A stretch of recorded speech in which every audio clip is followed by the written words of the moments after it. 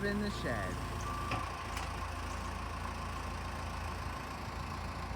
That's where it was. The shed is moving.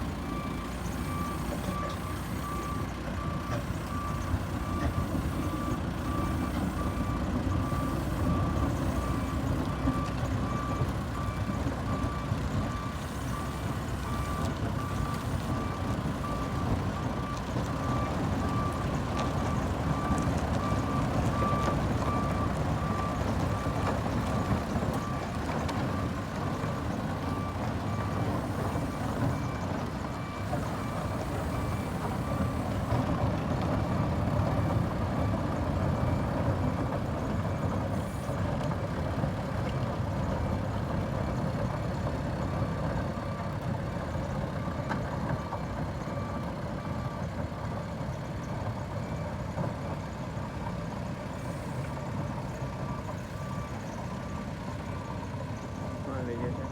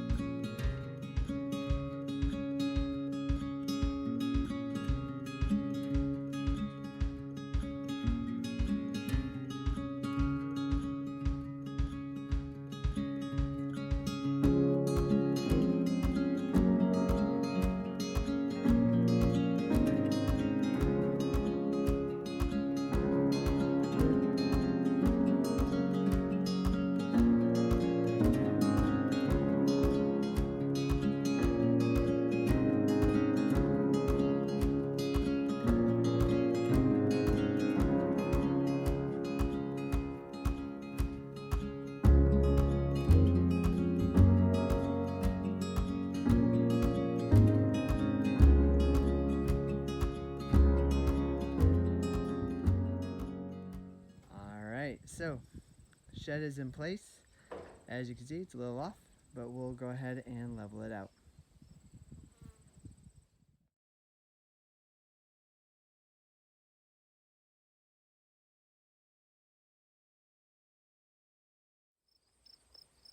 Hey everybody, welcome to Lazy Crane Farm. So today we are gonna try and start doing some of the things that we wanted to do from the beginning, but we just kind of got things out of control here, and things left a little bit to the wayside, and so now we're going to try and correct some of the things that we wanted to do to begin with, but we didn't get to. And one of those big things that we really want to focus on here at the farm is cover cropping. It's a great way to keep the soil fertile, keep the water in the soil, and it's one of the things that we just didn't get around to. So today I'm going to kind of show you guys what's going to be going on with our cover crops, how we're going to do them. This is going to be kind of like a trial basis, so I've never really done this before. Just been watching things on YouTube and reading from a whole bunch of websites, but from what I can tell, it seems like it's a great system.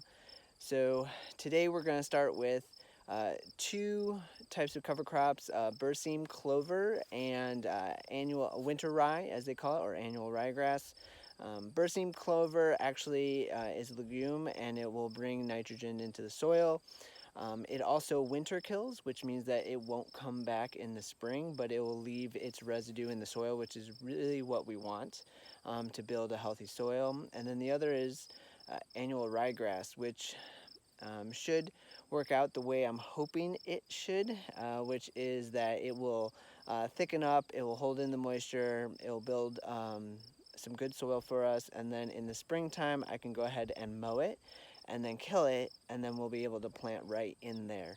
So it'll help with not having to till for all of our rows, and that's kind of one of our goals for this for Lazy Crane Farm is to become a no-till grower.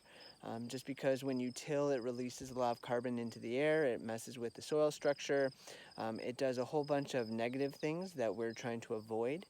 Now, obviously, depending on what type of plants you have, there might be some shallow, very, very shallow tillage that you might have to do just to clear things out and rake it. But we don't want to be doing any deep tilling like we did for this spring, which we did to get the soil ready so that we could plant this year.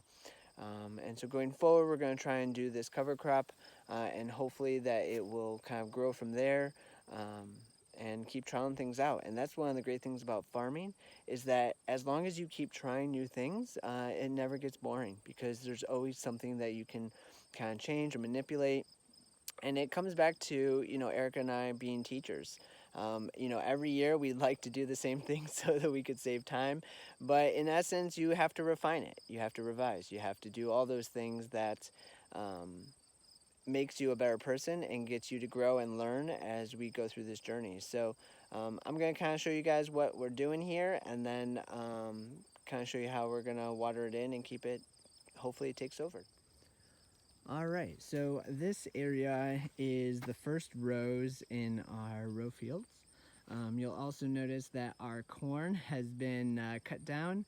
We are done with sweet corn. The raccoons had too many college parties and they just ate all of our corn. And so we ended up getting just over about 125 ears of corn out of these 4 rows, which is pretty darn good for our first year. Would I do corn again? Probably not, just because there's other things that we could grow in this area that would produce more of a profit for us.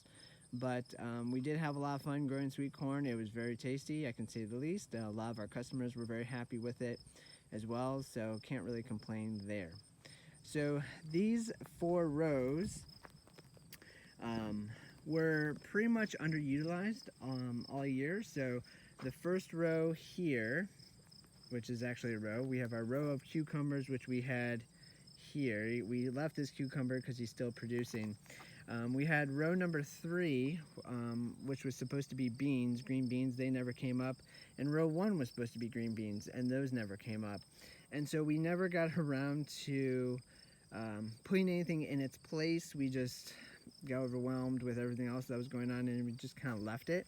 And then we had this row, which is now covered a little bit by the squash, but this was also cucumbers as well, so this row. So I'm going to go ahead and cover crop these 4 rows to kind of trial and see how it goes. I'm going to be throwing down some Berseem clover as well as some winter rye in these rows and going from there. One of the things that we might try out, which I've been kind of doing some research on, is doing what's called living pathways. And so you can see here that this pathway all the way down is a little hard. So it is, it is not very soft at all.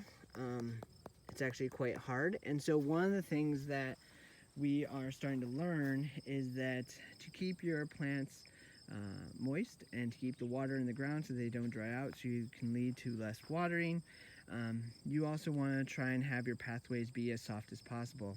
Now our pathways are pretty much rock hard at this point because we've been walking down and back, but that's something that we're going to try out, is to do maybe a living pathway. So whether it's grass or clover, something that's high traffic, that can withstand high traffic but also hold its own, is something that we're definitely considering, because I think in the long term it will cut down on weeding.